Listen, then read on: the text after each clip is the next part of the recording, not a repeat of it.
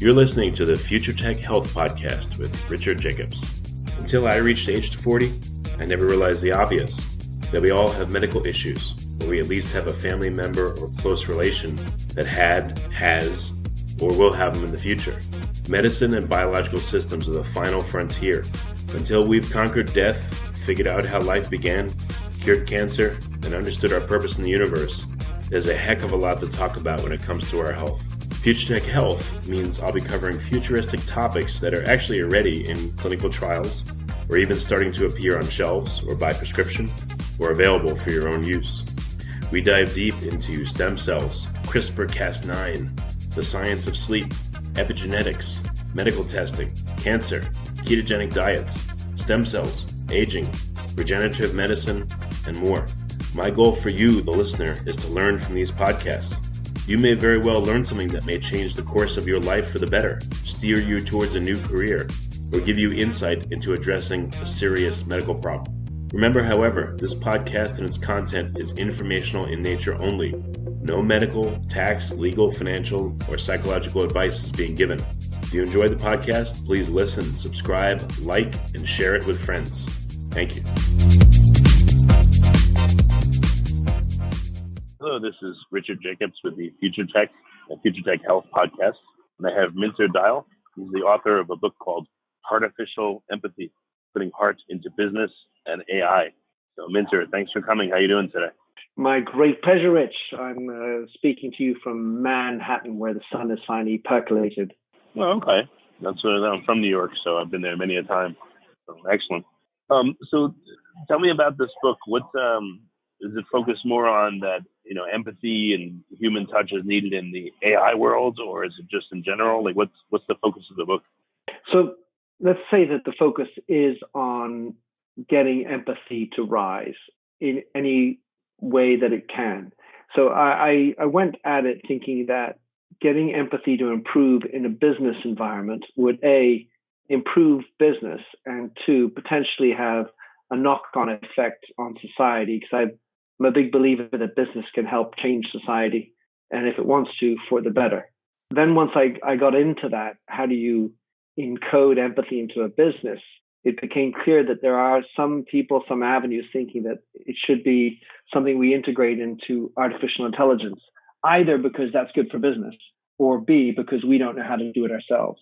Well, I guess the goal is to have it be both good for business, and then there's a big incentive for it to be put in place, Absolutely. Well, ultimately, it's good for society that we should have more empathy, because many studies indicate that there has been a drop in the amount of empathy perceived by people over the last couple of decades. On the other hand, I perceive it all the time. A lot of stuff's automated now, and I hate it.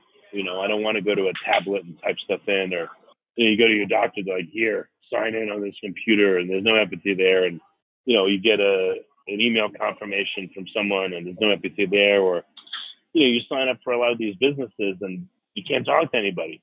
Like Uber, it's just like this invisible machine thing. How can there be any empathy in that? So I definitely feel a tremendous reduction in it, and I don't like it.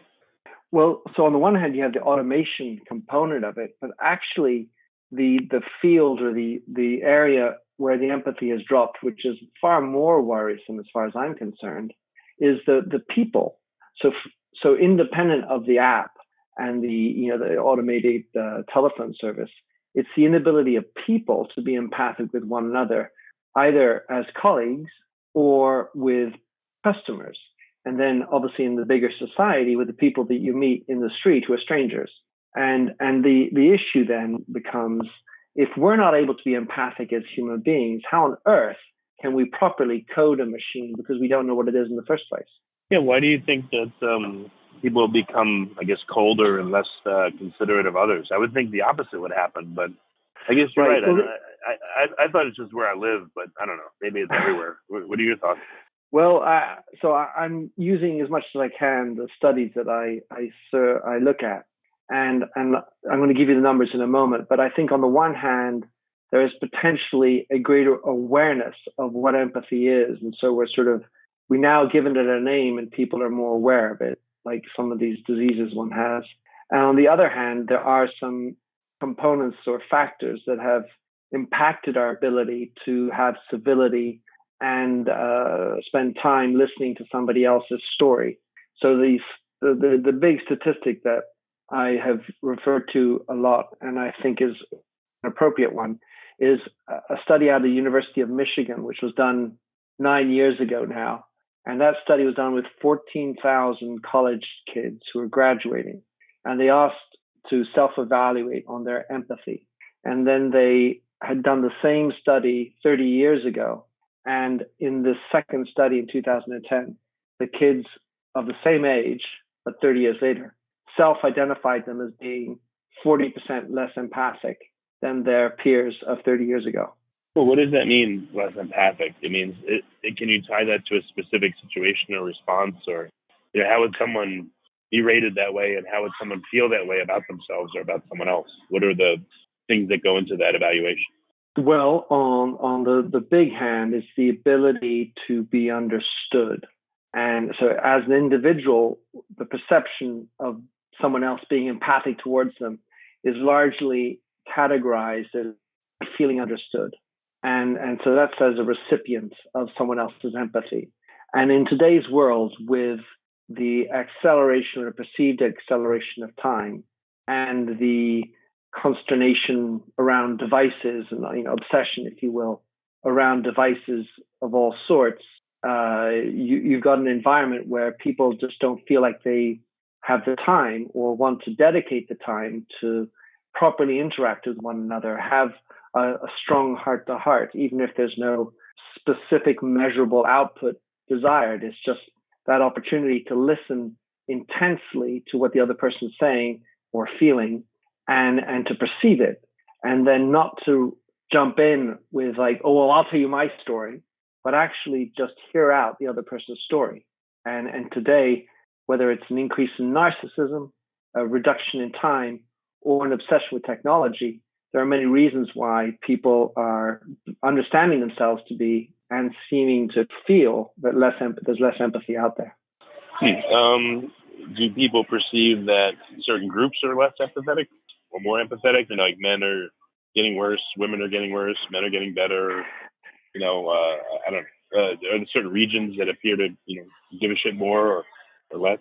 Well, there's probably more research that I haven't read, because obviously it's a large topic and there's a vast number of thoughts with regard to that.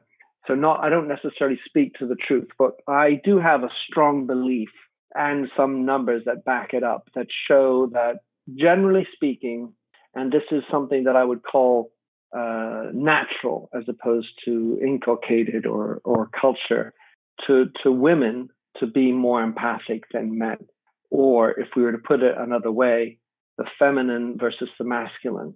And the notion is that the ability to listen intensely means I'm prepared to make abstraction of myself and fully engage in the emotions that the other person is experiencing and forget myself, if you will, at some level.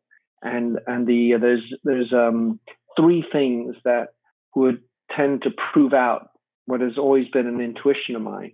And the one is that from a DNA standpoint, there's a portion of a genetic composition that only exists in women who are seen as being empathic. In other words, this genetic variant does not exist in men. And so there's a reason to believe that we have a genetic predisposition one way or the other. The second is a brain wiring phenomenon where in men, more often than in women, a third part of the brain will trigger out when I'm listening to somebody's story. And that third part of the brain is, well, how does that relate to a story that I have lived? So the issue is then you start, taking the story, and I'm going to stop listening to Richard, and I'm going to start thinking only about my story, which is not at all being empathic, although you might think you are. But that is typically that's something that triggers only in the masculine brain. Yeah, I mean, my response is to try to solve a problem. When someone has an issue, it's hard for me to just sit there and listen, because I guess it's just not me. Like, I think men also want to solve problems and jump in there, and women are better at just listening and saying, oh, I'm sorry to hear that. That's terrible. But for me, that doesn't really feel like it does anything. So I have to jump in, I feel like. Exactly right. And that's a typical reaction.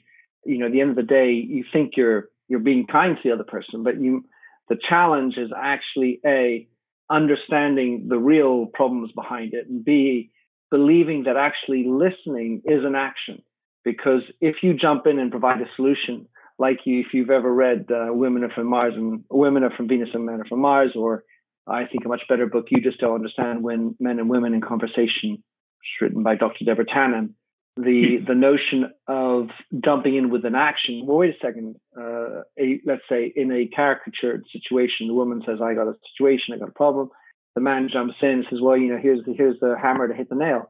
She says, "Well, don't you think I knew that I could figure that out?" She says, "All I wanted you to do was listen to my problem." And that act of listening is higher degree of empathy. The notion of the action that follows has nothing to do with empathy. That is compassion, that is an action, that is being sympathetic, but it really is impeding your ability to be empathic because you're thinking, while I'm talking, well, here's what I'm going to do. And so you're not actually fundamentally listening. You're jumping to a solution which A, might not be required or desired, and 2, might not be the right one because you haven't fully listened. Yeah, it's hard not to. Indeed, I agree. But I see what you mean. It just seems like the listening, like, what's the good of that, But I know this is back to the men and women conversation, But I think, all right, so I listen to you, but I guess I feel like if I tell someone something and they don't really respond and they just listen, then I feel like they're not listening. So I guess I feel the opposite, Like, what do you think about what I just said? And if they say, "Oh, I was just listening," then I'm like, okay, so what do you think about what I just said? And for me, it feels like the opposite is helpful. That is probably what I would characterize as not properly listening, because ultimately good listening in an exchange with two people includes reformulating. So if you're saying that, Rich, what you're just saying, it seems like if you are speaking to somebody and they're not replying back to you, then you feel like they're not listening. So what I'm doing right now is I'm listening to you with greater rephrasing, but I'm not providing you a solution. I'm just impressing upon you that I've actually understood what you just said. And then once you feel like you're understood, then you continue on. And the next thing you know, it does me this and I do that. And then your ability to continue to dive into your feelings actually goes deeper because I'm with you. I'm going down your rabbit hole. You've got this issue. I'm with you. And I got your back. Oh, that's what this is. And then while I reformulate it, allows you to think a little bit more. And that is actually very therapeutic. It sounds like it, yeah. That's good. So when you reported people experiencing less empathy, was it the people reporting about themselves or about their interactions with others? And who was reporting that? Young people, old people, men, women? Is there any skew to what the reporting looked like? All right. So the study that I referred to at University of Michigan was with college students, so young 20, 21, 22-year-olds. In another survey that I did, and that was self-reporting, so that I feel that I am less empathic in the main. I'd done another survey, and this is a survey that was far more broad. And although I don't have a strict sociodemographic breakdown, this survey looked at where other areas of empathy was being either increased or decreased. And so one was a general feeling that empathy had decreased. 60% of the individuals who replied to this questionnaire felt that empathy has decreased over the last 10 years.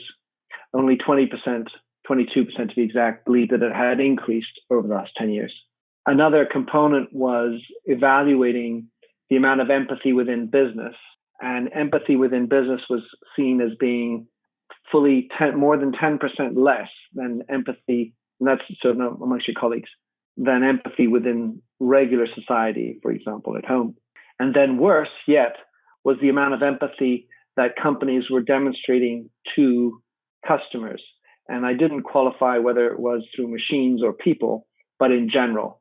And I think that the issue is that in reality, the vast majority of our interactions are still with people, whether you're going into a store or calling a helpline. There's on balance still a majority that's happening through people if you think about all the interactions.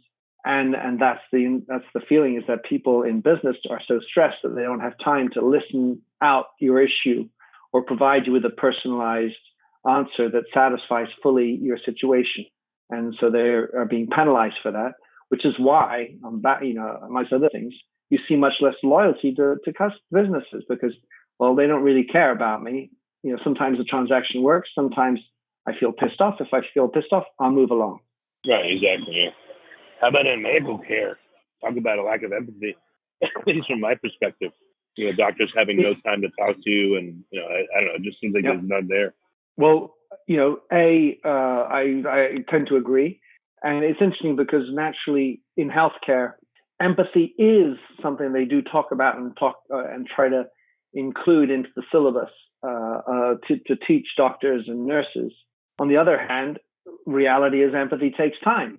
And in an environment where we're constantly looking for efficiencies and we impose 10-minute limits on the amount of time that a doctor has with each of its patients, for example, in the NHS in England, it's very hard to be, on the one hand, empathic and effective and stay within 10 minutes. And I believe that if they were to review this and consider empathy and the time that it takes, they surely would get to better solutions and therefore longer term, better healthcare. So what are the obvious and the non-obvious consequences of a drop in empathy across all sectors? Non-obvious in a Road Bagarva way. Let's say in the obvious manners, empathy is an incredibly important tool in design. And to the extent that you're designing a product, a web page, or any user experience, the ability to think in the shoes of the others is radically important. The non-obvious statements first. I don't really think that empathy should and could be applied everywhere. So one needs to think strategically about how you're imposing or putting empathy into your business, and think where strategically it can do the most benefit. Because if, like the doctor, you end up spending all of your time listening and doing nothing, you will quickly go out of business. So you need to, and again, in this case, in business, sitting and listening only really won't satisfy. But according much more time to listening to customers' needs, observing how they act, and then acting, you surely will get a much better return on investment. So that's the first non-obvious thing. The second non-obvious thing is that in business, we're typically run by more successful, therefore better paid CEOs. They're successful. They are at the head of the company probably for a reason. And success breeds a certain level of arrogance. And it's been proven that affluence breeds a certain lack of empathy. And so the notion behind that is, the rich feel they don't have to be empathic. They sort of feel that they are my way or the highway. And to the extent that that's a profile of the person who's leading the company, it becomes even harder. So the issue then becomes self-awareness at the top side of the company as to whether they really are prepared to make the changes themselves before trying to tell all of their employees to be more empathic with their customers. So any recommendations that have come from, your analysis and, that are in your book? Oh, well, there certainly are. And good news is there are some solutions. Without spoiling it, what can you say? I know you don't. Of course. No. I don't mean, no, it's okay. There's so much in there. And, I really get plunged into this notion of putting empathy into AI and so much more. So it's a complex thing. So let's say that the first thing I recommend as a company, if you've decided that empathy, that could really be improving our ability for design and customer satisfaction and performance in general, is to take a good old look at your culture and put a mirror up about the level of empathy of the senior team. Because if you intellectually understand that empathy is a good thing, you and I, Rich, get this, and all right, cool, that's really what we want. But actually, we aren't, or we don't have the bandwidth for it, or really give a shit enough to do it, then the chances of any program that we put in place happening or working at least over a period of time, are generally going to tend to zero. You have to lead with whatever you want to have happen. You have to lead. It includes showing empathy, demonstrating. Absolutely. I mean, I think all change, that is a rule of thumb. And we are talking about change because business schools, historic, have never been including in their syllabi courses on how to be more empathic as a leader. It's sort of soft tissue and namby-pamby stuff. And in balance, it's not a word that you will have heard coming up through the ranks in any of these large companies. It's beginning to be the case, but basically it's foreign affairs as far as companies is concerned. So lead by example. And then afterwards, there are, depending on your culture and what you're trying to achieve, getting into the shoes of the customers just makes sense. It's remarkable how many times the user experience is devoid of facility, inconvenience because of different processes or an ugly path towards, or too many clicks. And these reasons come because the company has legal team, or the company has a lot of different departments vying for space on the site, or whatever the reasons are. But if you could literally get into the shoes of the customer and go through the process without being recognized as the CEO, for example, then you might be much closer to understanding the frustrations that you were talking about, Rich, before, when you call up the phone and you have this infinite loop and piss and horrible pain on an automated service. Because if a CEO calls, generally speaking, that flashes up on the customer service number. CEO's calling, and they immediately answer and immediately get his phone.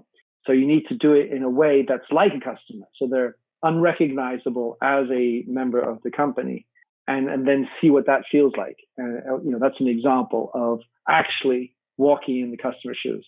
So what do you think is what does the future hold for empathy? Do you think it'll continue downwards and then bounce back because it gets quote unquote too low, or what do you think is going to happen?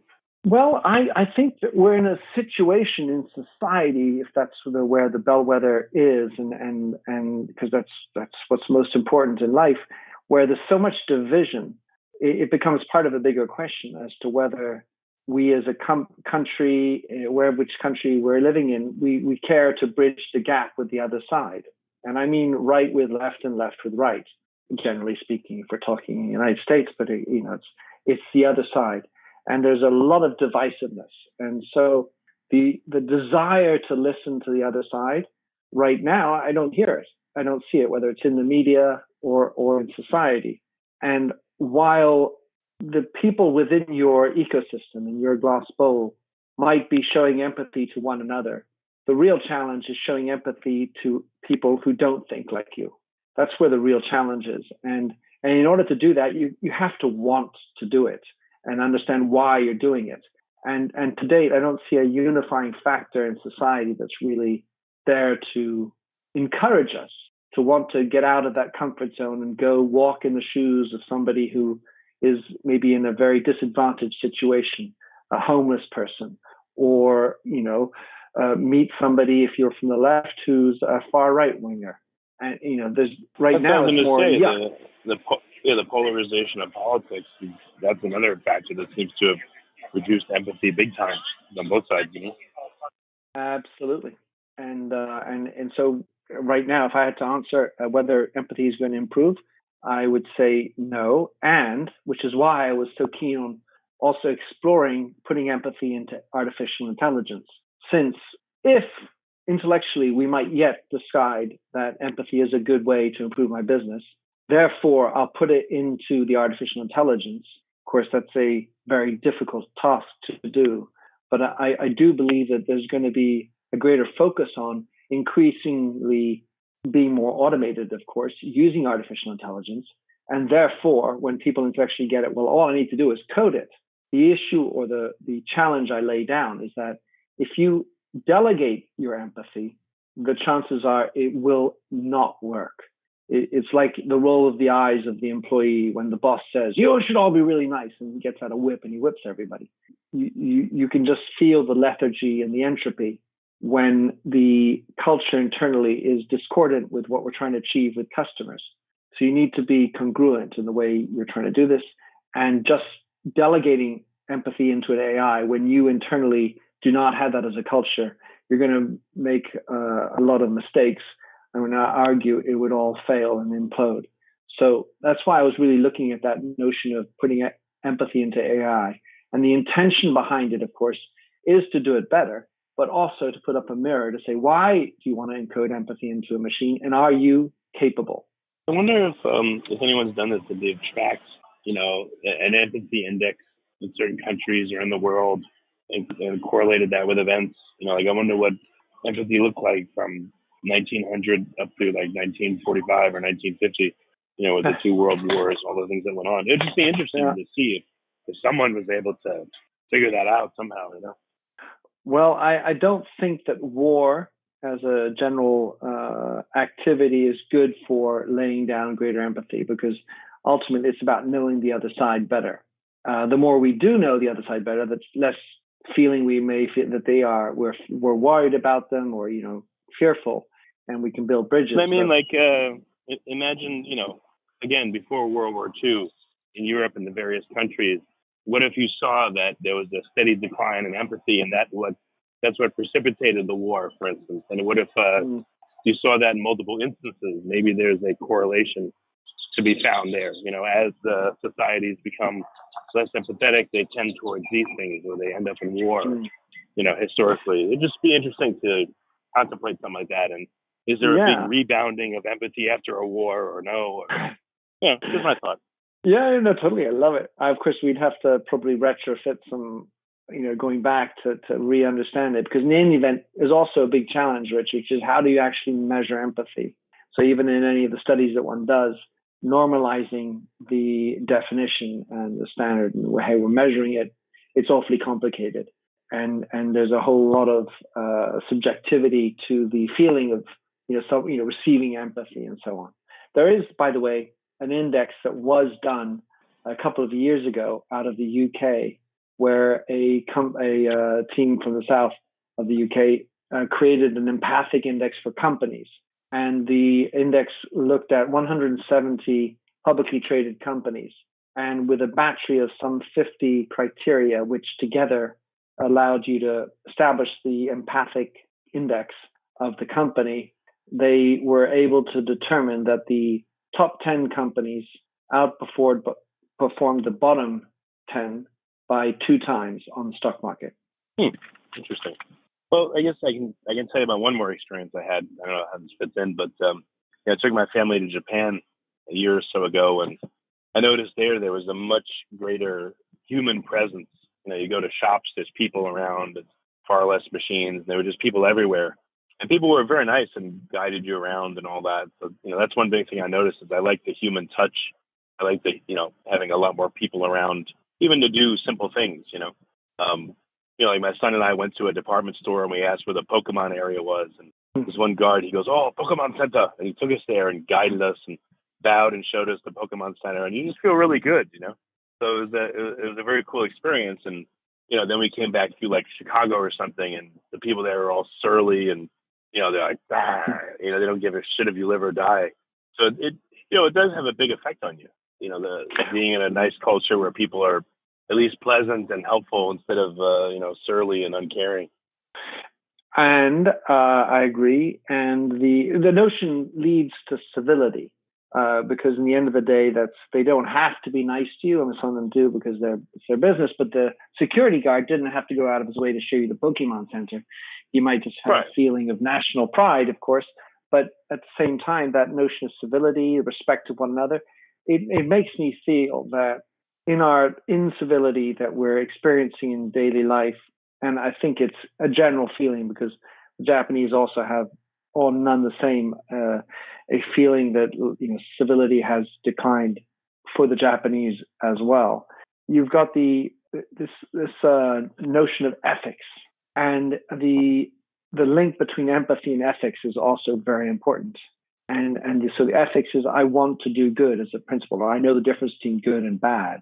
And if we only want to do good by the people we like, in other words, the like-minded folks, but we're not interested in spreading that generosity, if you will, with other people who think differently, then that sort of targeted empathy and the miscuing of ethics, therefore going down to a lack of diversity because only my type are the right types. I might be empathic to those types, but I'm not wanting to reach out to the others. Let's say a tourist that comes in, or someone who looks different from me, and so the ethical construct and is highly linked to the empathy story. And again, I don't want to be a tyrannist when it comes to, or tyrannical about being empathic all the time, because it's asking yourselves and myself anyway to a standard I can't live up to all the time. But it's about being more empathic and introducing empathy as much as we can. And certainly there are some cultures that have it better. And where I was thinking about that was the respect for the older and living with the older. We're in a society in America and England where old people, they're a pain in the butt. Move them out, send them to a retirement home, community home, hospice, get them out. Whereas in the Asian culture, or in a lot of third world cultures where you can't afford any other thing, you do end up living with multiple generations in a house. And that shared wisdom, the youth explaining new tech to the old telling them stories about before the war, and respecting and understanding how we get old, naturally leads you to feel a little bit more empathic at some level. Of course, you can have dystopian versions of this and unhappy families. Yet, by living with people who are of a different generation, you are naturally learning their context. That's true. Yeah. Instead of, like you said, throwing them into old age homes or just hanging around with people of your own age only. Yeah, it makes a lot of sense. Exactly. So what's so in the book, does it give a prescription for happiness or for finding more empathy, or what's the what's the summation of the book? Is it just like, here's what is, or is it give you helpful hints on how to improve your life? Well, it does a little bit of everything. It's only a 200-page book, so it's reasonably short. The main gist is to encourage people to have more empathy. So not 100%, but just to have more. If you're at 1, let's move to 2. If you're at 10, let's move to 20, whatever. And then with that, try to prove from a very business-minded perspective why it would be beneficial to you. So there's a benefit proven of higher engagement of your employees. There's a benefit proven of better design. There's certainly a benefit that's hard to imagine isolatedly equate with, but higher customer service satisfaction. So once you get into the business framework and say, oh, well, darn, this is actually going to be good for my bottom line, then hopefully I've explored and opened the big why you need to be doing it. And by the way, you'll also find people more satisfied, happier, more engaged within your organization. And ultimately, that means more employee loyalty. And that's not going to be a bad thing. Of course, if you got a bunch of dummies, you've got another problem. Yet, I think that the inclination of the book is, why do we need to have more empathy? About how much it's just about increasing empathy. And then the last half of the book really looks at how to encode empathy into a machine and how that can be instructive for us, both from just the sheer learning of it, but also how it reflects back. And it forces us to really understand what is empathy from our standpoint. How do you want to dissect that into behaviors? Because those behaviors then become code and specific responses to inputs that you're going to experience when you're chatting with a bot or whatever. Yeah, that's interesting. I imagine programming a bot to respond and by interrupting and just telling its own stories, and then you program a bot to listen and say, I've heard you, and reformulate what they've said, and then give some constructive feedback, and you could literally test it probably pretty easily. How'd you feel about this interaction? The bot pissed me off, or actually I felt like it was good. So I think it's very testable. It is. You're right. And of course it's testable, and it's very difficult, because to appropriately listen to what you've said, reformulate it in a way that, instead of just repeating robot manner, the words you used, and get that feeling of being heard in a humane way is even that is still a little bit more difficult, And then underneath that is to understand the emotions that are coming through that, not just what you said, but what that makes you feel. And so pulling out of the facts that you describe, the feelings that you feel. Because in the end of the day, it's about understanding, but also understanding what you feel about it. Because, if I said to you, my cat's not here, well, that could mean a number of things. Your cat's not there? Yeah, well, just whatever. I say something, but you don't know what I really feel about that. My cat's not here. That's great because I'm very allergic to cats. I am. Yeah. Or, well, so am I. Or my cat's not here because I really love my cat and I'm very upset. So there is an example of one phrase that has two very different potential meanings. And until the robot can determine that, it can misconstrue and misunderstand what's being meant. So it's more complicated. And yet, I think that you're right. If we were able to show, provide a bot whose agency is to interrupt, and another one who is designed to listen and reformulate, the chances are that the second one's going to come out with a better output. But of course, at the end of the day, you called for a reason, and that is that my item came broken. I want it replaced, and so you also need to have the agency to replace it. And ultimately, at least for the medium term, the chances are that will only be achievable with a bot plus human. Yeah, I guess I can. I guess I'm interrupting, giving my own stories, but I'm not sure what else to do. But I can tell you a couple more stories about my interactions that may be useful to you and listeners. But one is, it's funny, Walgreens pharmacy. So if I call and I want to speak to a pharmacist, the automated system literally goes, okay, let me get you to someone that can help. And I feel patronized because they programmed the system to sound like that. I swear to God, that's what it sounds like. And I'm like, what, okay, fuck you, transfer me. That's what I think. Right. So it's funny. It's like a misapplication of empathy, or I don't even know if they thought about that, So yeah, well, they may be just trying to humanize it, but they don't have the right tone. Yeah, it was just funny that, and I even though it was a robot saying it to me, I still reacted emotionally. So it's interesting that AI, I guess, done well or not done well, will still affect the people it interacts with big time. Well, if we could just stop on that 1 second, Rich, which is to say, in my study, I asked whether people could feel emotions for a machine. And the vast majority, 60%, said yes, absolutely. Yeah, makes sense. And then, I guess one other business example is, we go to this one restaurant a lot.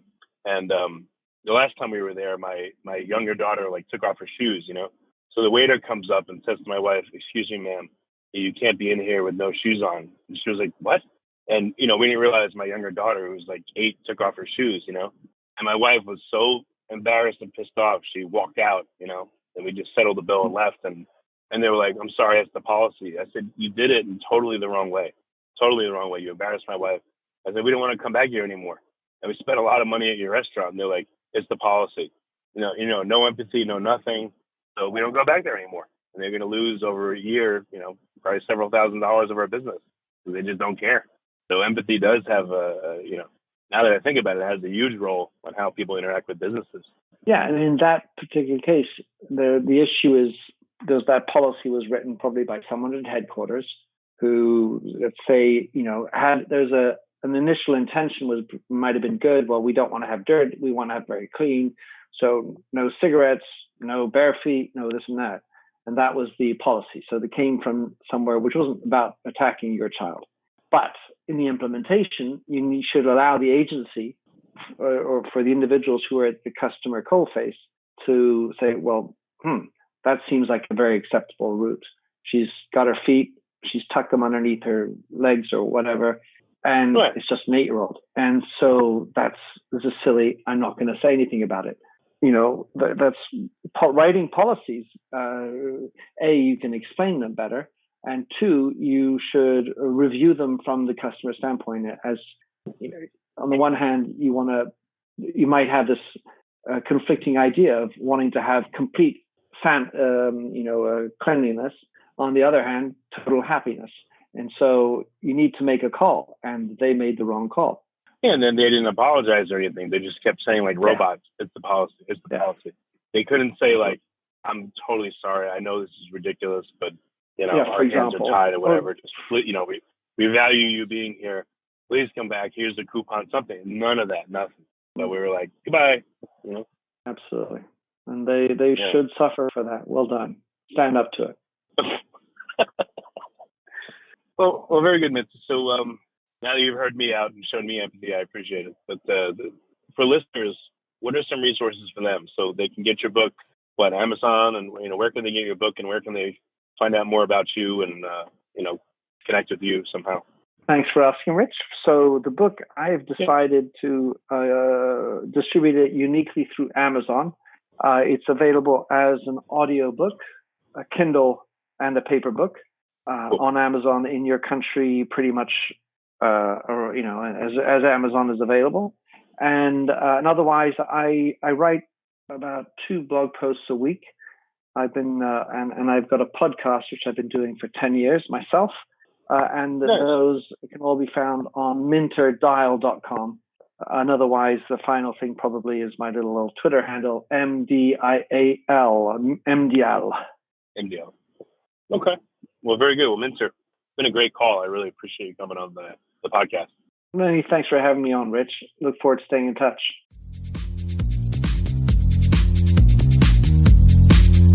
You're listening to the Future Tech Health Podcast with Richard Jacobs. Until I reached age 40, I never realized the obvious, that we all have medical issues, or we at least have a family member or close relation that has, or will have them in the future. Medicine and biological systems are the final frontier. Until we've conquered death, figured out how life began, cured cancer, and understood our purpose in the universe, there's a heck of a lot to talk about when it comes to our health. Future Tech Health means I'll be covering futuristic topics that are actually already in clinical trials, or even starting to appear on shelves or by prescription, or available for your own use. We dive deep into stem cells, CRISPR-Cas9, the science of sleep, epigenetics, medical testing, cancer, ketogenic diets, stem cells, aging, regenerative medicine, and more. My goal for you, the listener, is to learn from these podcasts. You may very well learn something that may change the course of your life for the better, steer you towards a new career, or give you insight into addressing a serious medical problem. Remember, however, this podcast and its content is informational in nature only. No medical, tax, legal, financial, or psychological advice is being given. If you enjoy the podcast, please listen, subscribe, like, and share it with friends. Thank you.